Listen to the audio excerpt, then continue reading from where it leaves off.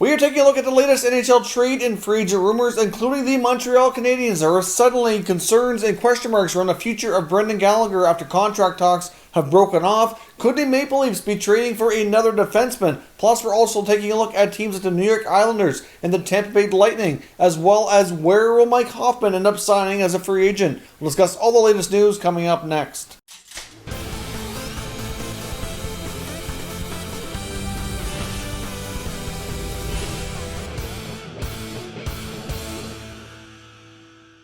So welcome back to another video here at Top Shelf Hockey. Now, it's been a pretty quiet day for signings and trades today after a flurry of activity over the past 4 or 5 days. So today we're taking a look at the latest rumblings and rumors from around the NHL on what we're expected to see sometime here in the near future and beyond. Obviously, we don't know exactly when next season is going to start, so teams do have a fair bit of time to kind of shape their rosters. But as I've mentioned here on numerous occasions, I think a lot of players are kind of anxious to get deals done to make sure they have their contracts in place sooner than later to make sure they don't miss out, especially for those borderline players. It could mean the difference between getting a contract and not, or having to take a two-way deal, or, there's a lot of things happening. It's a very different free agent season right now, with a lot of players getting far less money than they might have anticipated before. Now, let's kick things off first with the New York Islanders. We know they have some big-time RFAs to sign, especially Matthew Barzal, as well as defenseman Ryan Pulock. We saw them trade Devon Toews to create some salary cap space, and there's a lot of rumors that defenseman Johnny Boychuk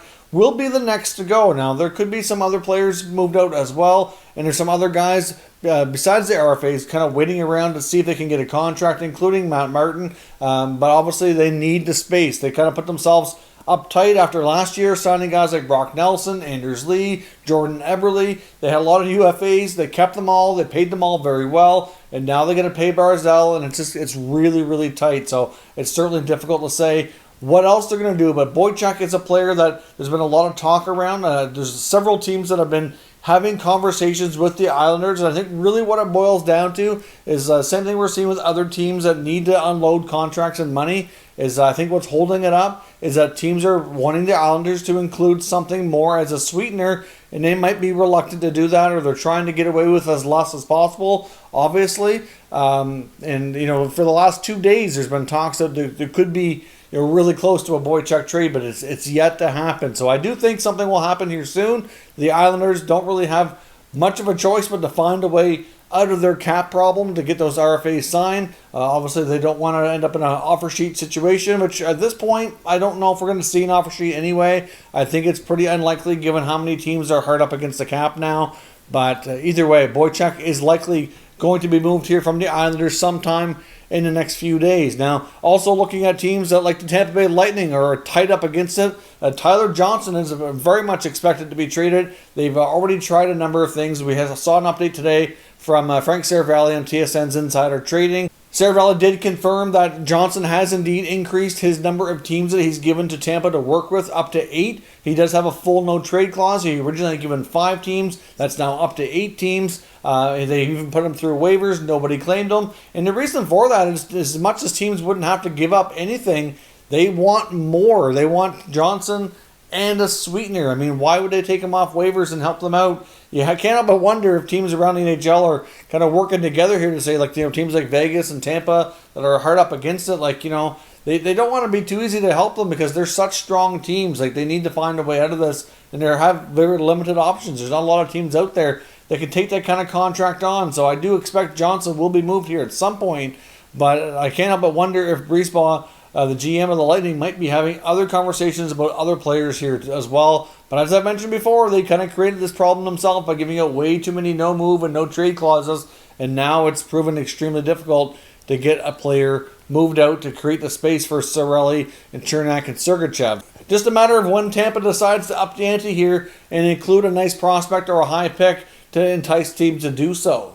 Now, we can't help but wonder suddenly about the future of Brendan Gallagher with the Montreal Canadiens. Now, of course, he's a player that, for the most part, if you would have said that Gallagher would have been a lifelong Montreal Canadian, he's a perfect fit there. He's had a great career so far. Many people expected him going into the final year of his contract, which he will be this coming year, that an extension would have been worked out with relative ease, and that he would have, like I said, signed another long-term deal to likely remain with the Habs for all, if not majority, of the remainder of his NHL career. But things have suddenly gotten a little bit off the rails here and have hit some roadblocks, and talks have been called off at this point. Now, they have time to figure it out, so it's by no means a given that Gallagher would be traded. But on TSN's Insider Trading, they were talking about the possibility that they can't help but wonder if maybe it could come to that. I mean, we saw Marc Bergevin, what he's done this offseason already. He traded for and signed a big-time contract for Josh Anderson. They signed a pretty good contract for Tyler Toffoli. I mean, that Toffoli contract, in my opinion, was a pretty good deal,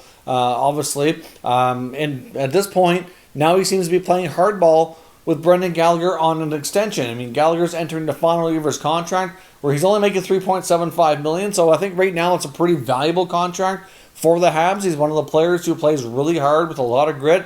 Yes, sometimes that does get him in trouble, and he does at times take unnecessary penalties because of that. But he's still a heart and soul kind of player that I'm sure most Habs fans would like to keep around with the organization. But they also find themselves suddenly really tight up against the cap after all the moves they've made. Now, of course, that's only for the coming season. They have a lot of UFAs heading into next year, including Gallagher. And Marc Bergevin, in a recent interview, was asked about that, and he was quite honest where he said, we're not going to be able to keep them all. I mean, they have a list that includes newly acquired backup goaltender Jake Allen. And they also have forwards Jordan Wheel, Tomas Tatar, Phil Deneau, Yoel Armia, as well as Brendan Gallagher. So you know that at least a few of those players will not be able to return. And so it's just flat out that simple. But up until recently, none of us would have selected Gallagher as being a player who could be moved. Now, Darren Dreger mentioned on TSN Insider Trading that if, and I stress the word if, it became to a point that Gallagher did become available and Bergevin decided he would consider trading him, that a team to look out for that would be all over that would be the Vancouver Canucks. Obviously, the Habs signed Tyler Toffoli, who the Canucks would have liked to have retained, but like I mentioned before, I think a lot of the issues with Vancouver was they kind of got in their own way, and if you will, and they were so focused on a couple of big targets and making a big splash that they ended up not focusing a lot on some of their own UFAs, which is why they lost Jacob Markstrom, Chris Tanev, Tyler Toffoli, Louis Domingue. I mean, Domingue to an extent likely wasn't coming back, but they also let Troy Stecher go. You think the Stecher contract's one that easily could have been done, as well as the Toffoli one. Now, the Markstrom contract and the Tanev contracts, as much as it kind of hurts to lose those, I mean, at the same time, they got Nate Schmidt. So, I mean, Schmidt, I think, can play similar to Chris Tanev. And to me, if I had to pick who I would prefer in a longer-term deal, I'd probably take Schmidt. Same thing in goal. I mean, Markstrom was a great goaltender. I'm not sure. I'd probably take Markstrom over Holtby, but Holtby's also making a fair bit less on a shorter term, so you're not putting themselves at risk for losing Demko. So as much as that might hurt in the short term, I think long term it might have been something that was necessary that just wasn't going to work out. But in the case of Stecher and Toffoli, those are deals that the Canucks should have been able to do. And obviously at this point, for the Canucks to do much more, they will have to find another team to take a contract off their hands, whether it be the final year of Brandon Sutter, or maybe it's Louis Eriksson finally goes. He's got 2 years left on that $6 million contract. That's been an absolute albatross pretty much ever since they was signed early on. That 2016 free agent class was not a good year for GMs on July 1. A lot of bad choices and mistakes, and contracts were signed on that day that many GMs are still regretting to this day. But obviously, like I said, it's by no means is it a given. I don't want Habs fans saying Gallagher is not going to be traded, because you know what? He probably won't be, but they have time to figure it out. But when you're having contract extension talks and the GM is playing a hardball like that all of a sudden with a key player of the team, and it reaches that kind of boiling point, you have to think that it is a possibility. And where they can't keep all of the UFAs after all the spending they've made for the current offseason for next year, you just have to be real here and say, you know what, there is a possibility he may not return. So will he be shopped? I think it's going to be a while before they do. But if they do it anytime soon, it would make sense that he would go home to Vancouver. He would be the perfect kind of winger that they're still looking for, because it has been known through media reports with Jim Benning that they would like to add a winger, especially when they lost Tyler Toffoli, that adding a winger, somebody like him who could be gritty and scoring, have that scoring touch, would be perfect. And of course, he's from that area, be a homecoming for him. You know, we're not going to say that there's anything in the works, because it's not at that point by any means, but it would make sense that if it comes to that would be a logical destination. Now, apparently, in the case of Montreal, The names of Paul Byron and Victor Mete are also out there. After signing these contracts, they do have to unload some money to give themselves, at the very least, some more flexibility here. I'm not sure exactly how close we are to having either of those other guys traded. Like I said, Gallagher is just because of the contract talks. That's why we're talking about him. But in the case of Byron and Mete, there already have been rumors and reports that their names are out there being shopped on the open trade market with amongst other general managers. So it is quite possible Marc Bergevin, who's been very busy so far, may not be done. And Elliot Friedman also feels that Marc Bergevin has some pressure on him to make the playoffs next year. And then if he doesn't and the Habs miss, that there could be a lot of pressure on him, and that they could look to replace him, whether it be next offseason or not giving him a lot of time afterwards to kind of bounce back. Obviously, the Habs got into this year's playoffs. They made some noise, beat the Penguins, but that was a very unique format that we're probably never going to see again. And at this point, they're expected to take steps forward with their young players and the new free agent additions. I'm sure with ownership allowing him to spend to the cap during these uncertain times, even though they do have deep pockets, the teams that do that are going to expect good returns and great results next season. And if they don't get it, money talks, and they're going to end up saying, you spent all this money, it didn't work out. He could be, in jeopardy after he's been there for so long. He's done, for the most part, a pretty good job. But if they don't get results, this is a results-based business, maybe they'll look to make a change. But that's certainly something well into the future as well. But, obviously he's doing what he can to make this team better, which is ultimately, at the end of the day, his main job, regardless of what kind of pressure he's under. Now, there's been a lot of talk on social media that the Maple Leafs may be looking to add another defenseman. I know there's lots of Leafs fans, especially I see it a lot on Twitter, about potentially adding Mackenzie Weegar from the Florida Panthers. It's pretty well known that Weegar is a name that's been in the rumor mill a lot, and the Panthers are certainly more than willing to trade. We do have reports from Elliot Friedman indicating that conversations did indeed take place between Toronto and Florida about possibly acquiring Weegar from the Florida Panthers. And the Panthers were requesting, this was before Janssen was traded, either Andreas Janssen or Travis Dermott. So Kyle Dubas politely declined that deal, and they've have moved on. Obviously, now we've seen the Toronto Maple Leafs at this point bring in TJ Brodie. We've seen them bring in Zach Bogosian. So I would think if they did add a guy like Weegar, that another defenseman would have to go out because it's borderline crowded there already. And Dermott is an RFA. In the case of the Florida Panthers, wouldn't surprise me to see if they can find a player having less of a cash payout for the coming season. Obviously, they seem to be a little bit more budget conscious, but the Maple Leafs certainly don't fall into that category.